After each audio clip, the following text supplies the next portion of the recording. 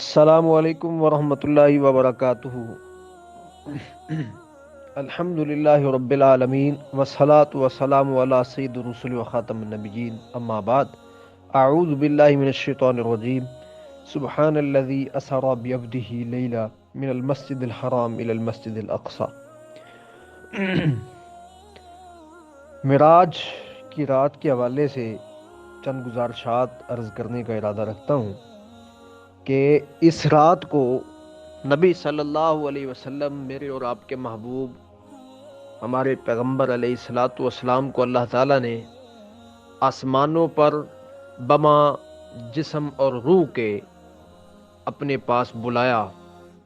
بعض لوگ، سب سے پہلے تو اس بات کی وضاحت ہو جانی چاہیے کہ بعض لوگ جو منکر حدیث ہیں وہ اس بات کو نہیں مانتے کہ نبی صلی اللہ علیہ وسلم کو معراج کروایا گیا تھا جسم کے ساتھ۔ بعض لوگ کہتے ہیں خواب کے اندر کروایا گیا۔ یہ سب باطل باتیں ہیں۔ اس کا ذکر قرآن مجید میں بھی ہے، سورہ بنی اسرائیل میں نے جو آیت تلاوت کر چکا ہوں۔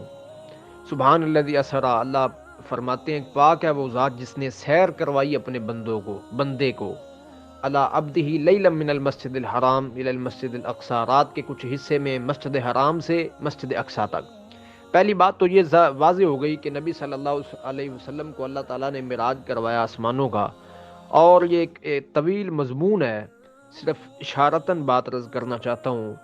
یہ بات تو اپنی جگہ پہ بالکل حق ہے، اور اس کا ذکر قرآن مجید میں ہے، صحیح بخاری میں ہے، احادیث کی کتابوں میں ہے۔ نبی علیہ السلام کو اللہ تعالیٰ نے معراج کروایا اور ایک تیز ترین جانور کو بھیجا گیا، براق پر آپ کو سوار کیا گیا، فرشتے لینے آئے اور آپ مسجد حرام یعنی بیت اللہ سے مسجد اقصی تک گئے۔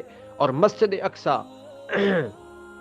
جو مسلمانوں کا جو قبلہ اول ہے، اس سے پھر آسمانوں کی طرف بلندیوں پر چڑھے، اور پھر رات کے ایک تھوڑے سے حصے میں اللہ تعالیٰ نے اپنی قدرت کے ذریعے، کیونکہ اللہ تعالیٰ ہر چیز پر قادر ہے، اللہ نے اپنی قدرت کے ساتھ سارے مناظر دکھائے، جنت دکھائی، جہنم کے جو معاملات تھے ان سے آگاہی حاصل کی نبی علیہ السلام تھے، اور کئی انبیاء سے ملاقاتیں ہوئیں۔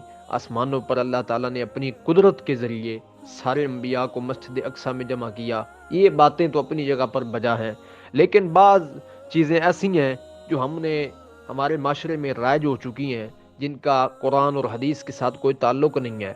معراج کی رات روزہ رکھنا، عبادات کرنا اور نوافل کا اہتمام کرنا، اس کا کوئی ثبوت قرآن مجید میں بھی نہیں، اور پیغمبر علیہ السلام کی زندگی اور آپ کی حدیث میں بھی نہیں، نہ ہی صحابہ نے بتایا ہے۔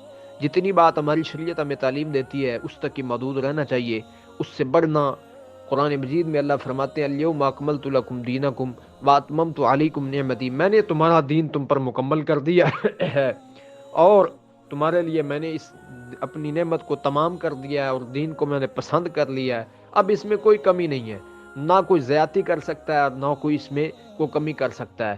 اپنی من گھڑت، اپنی مرضی کے مسائل داخل کرنا، اپنی سوچ اور فکر کے مطابق چیزیں ایڈ کرتے جانا، اس کی شریعت اجازت نہیں دیتی۔ نبی علیہ السلام نے اس سے منع فرمایا، اور اسی چیز کو بدعت کہا جاتا ہے۔ جو معراج کی رات بعض لوگ لا علمی کی بنیاد پر نوافل کا اہتمام کرتے ہیں، یہ قرآن کی کسی آیت میں نہیں ہے، نہ ہی کسی حدیث میں ہے، نہ ہی نبی علیہ السلام نے اپنی اس رات کو خود عمل کی اس طرح کیے، نہ ہی صحابہ کرام نے کیے، نہ ہی روزہ رکھنے کی کوئی ضرورت ہے۔ بس یہ ایک اس کی حقیقت اور حیثیت ہے اس رات کی کہ اللہ تعالیٰ نے ہمارے محبوب صلی اللہ علیہ وسلم کو تمام انبیاء پر فضیلت دیتے ہوئے ان سے ملاقات کروائی، اور وہ وعدہ جو قرآن مجید میں بھی ہے کہ اللہ تعالیٰ نے فرمایا وَإِذْ أَخَذَ اللَّهُ مِيثَاقَ النَّبِيِّينَ، اور میں نے ہم نے تمام نبیوں سے وعدہ لیا عالم ارواح کے اندر کہ تمہارے زندگی کے اندر اگر میرا وہ آخری رسول آ جائے تو تم نے اس کی اتباع اور پیروی کرنی ہے اور اس کے پیچھے چلنا ہے۔ اگر زندگی میں نہیں آیا تو پھر اللہ تعالیٰ نے اس وعدے کو پورا کرنے کے لیے مسجد اقصی میں سب کو پیچھے کھڑا کر کے نبی علیہ السلام کی امامت میں نماز پڑھوائی، اور پھر آپ کو جنت اور جہنم اور آسمانوں کی سیر کروائی گئی۔ یہ ساری چیزیں حق ہیں، بالکل سچ ہیں، احادیث کے اندر موجود ہیں، شریعت ہمیں یہی تعلیم دیتی ہے۔